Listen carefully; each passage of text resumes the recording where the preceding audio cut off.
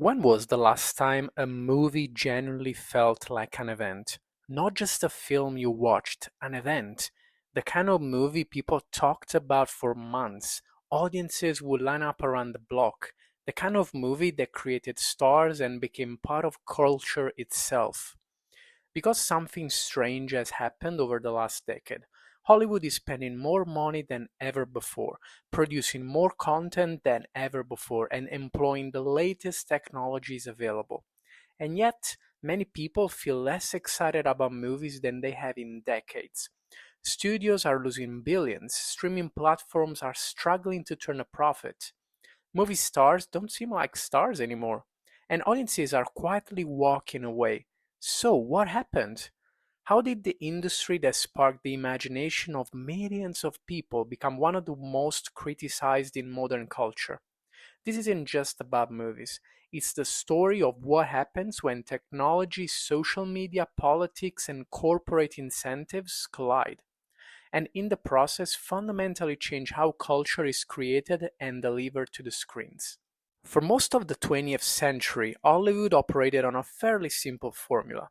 Make compelling stories, create movie stars that would drive tickets and merchandise sale, get people into theaters, and ultimately make profits. Of course, it wasn't always that simple. There were always movies that barely made it to the break even point, underperformed, or completely flopped at the box office. But there was a shared understanding of what audiences wanted: entertainment. It wasn't competing against YouTube, Netflix, or other streaming platforms. It was competing against other movies. Today, it's competing against everything: podcasts, video games, social media, even content creators with a simple smartphone can pose a threat to multi-million dollar productions.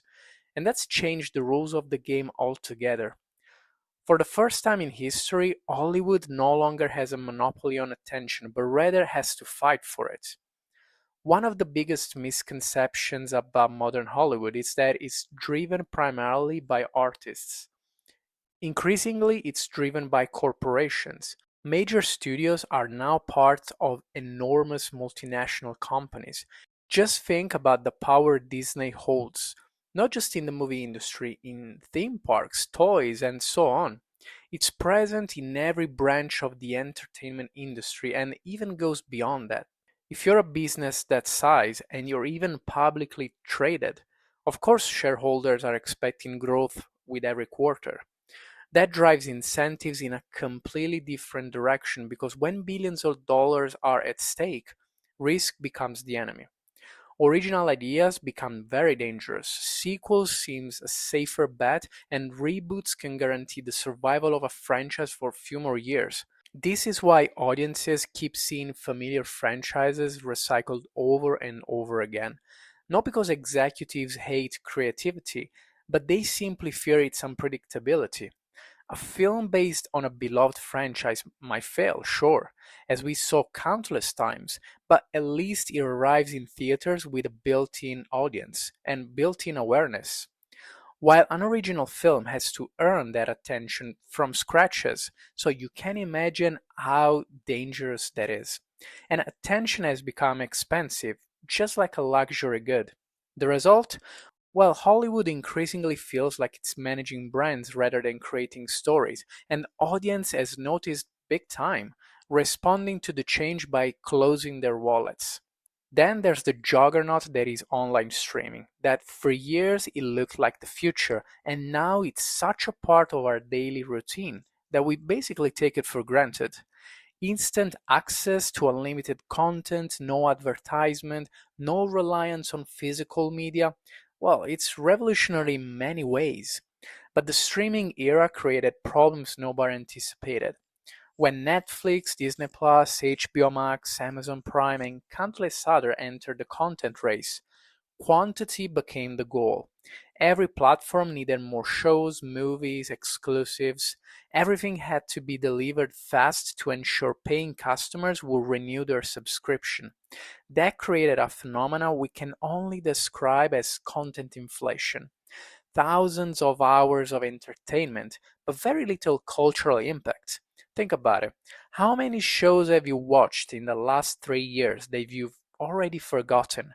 How many films appeared on your homepage, dominated conversations for a week, and disappeared forever? Streaming solved access, sure, but it accidentally created a world where nothing feels special anymore. When everything is available instantly, nothing feels worth waiting for. The anticipation and excitement about a new release has died, and it's been replaced by silent acceptance for just another piece of content. Here's one of the great paradoxes of modern cinema. Movies have become more expensive, yet somehow they often feel less ambitious. How is that possible? Well, large budgets don't necessarily create creative freedom. Creativity's biggest enemy has always been fear, and fear is managed through contractual obligations that lead studio interference and every possible way to reduce the risk of failure. When a studio spends $300 million on a project, experimentation becomes dangerous. Every decision gets tested and analyzed, must be approved by committees, adjusted for international markets or specific demographics. The result is often a film designed not to offend anyone and, as a consequence, not to excite anyone. Many modern blockbusters feel engineered rather than created. They might be technically impressive, but emotionally forgettable. There was a time when audiences would watch a film simply because a certain actor was in it. Just think about the era of Tom Cruise, Julia Roberts, Denzel Washington, or Leonardo DiCaprio. These weren't just actors, they were global events. Their personal lives remained largely mysterious. Audiences projected larger than life qualities on them. Today, that mystery has disappeared. Social media has made celebrities more accessible than ever and, ironically, less interesting.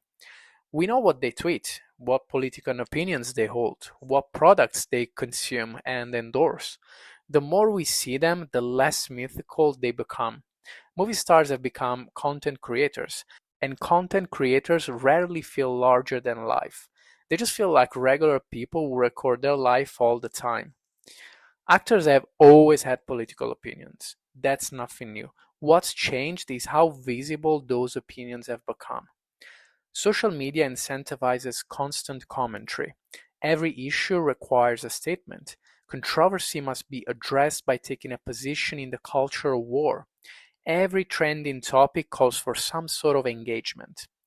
For some audiences, these feel authentic. Others perceive it as performative, particularly when wealthy celebrities lecture ordinary people about important socio-political issues while living lives completely disconnected from those experiences. I'd say it's very easy to preach about the rising cost of living from your Beverly Hills villa, am I right?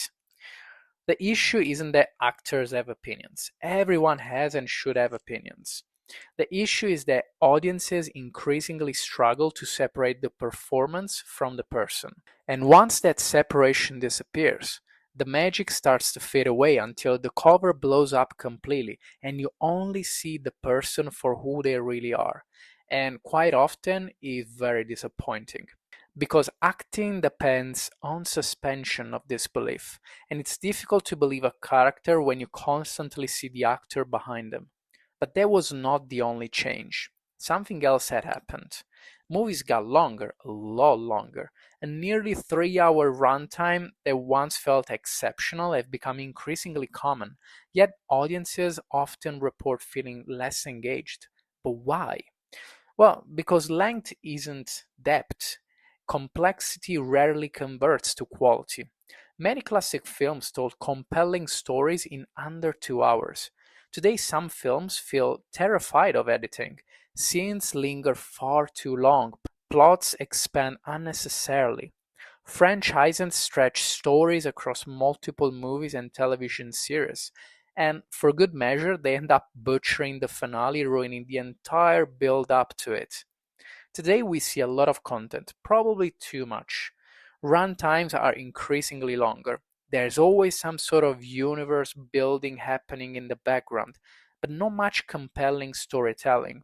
Sometimes restraints make art more memorable, which is the proof that in this case, less is more. Perhaps the most controversial shift is this. Throughout history, great art had explored ideas, political ideologies, religious beliefs, morality, identity, nothing new there. The difference is how those ideas are presented. The greatest films ever made invite audiences to think, stimulating critical thinking about interesting ideas.